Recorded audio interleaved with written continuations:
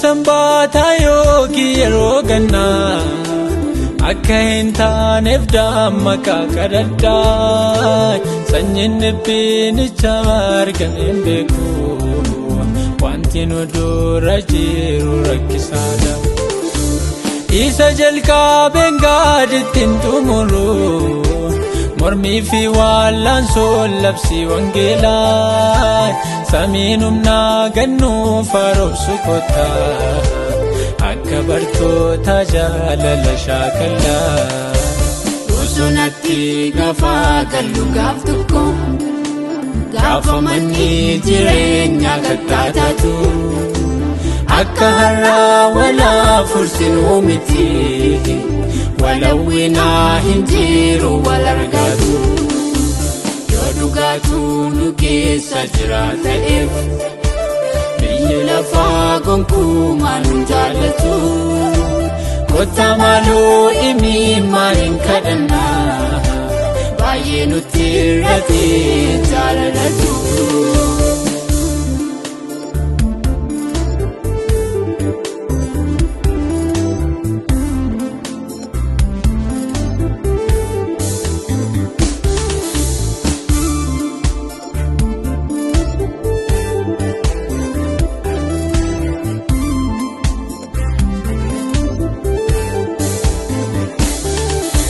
Silaa wal maaleen qaamnu rakkinatti, ba'aa keenya kan baatu nama biraa. Maaliif karaa tokko irratti wal jibbina, addunyaan nu miidhuuf qophaadha. Ari'annaa bartoota irratti ta'e, dachaatu nu eeggata fuulduratti.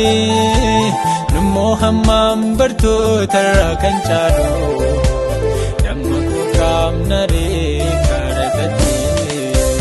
Bosonatti gaafa gallu gaaf tokko, gaafa manni jireenyaa kakkaataatu. Akka har'aa walaa fursinuu miti, walawwinaa hin jiru wal argaatu. Dhugaatu nu keessa jira ta'eef, biyyi lafaa gonkumaa nu jaallatu. Kottaa maaloo imimmaan hin kadhannaa, baay'ee nutti irratti jaalalatu.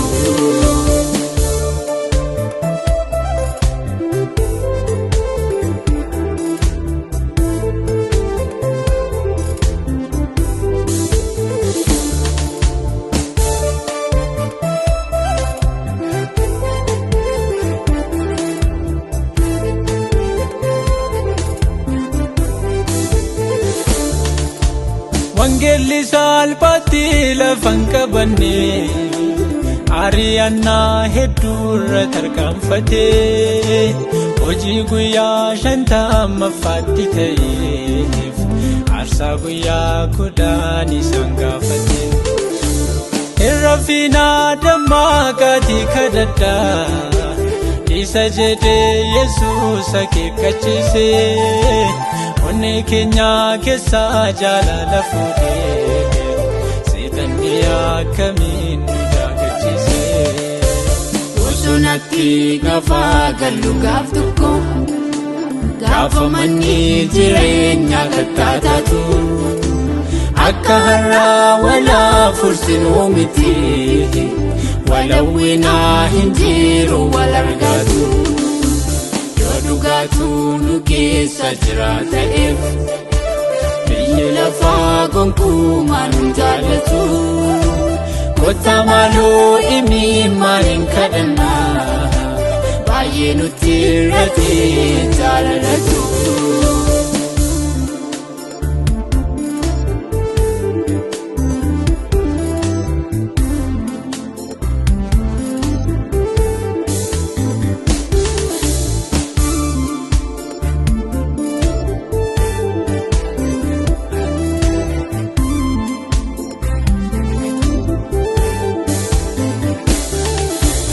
Uumamni hundumtiinuu aadaa deemaa, wanti hunduu sarara isaa gadhiisee.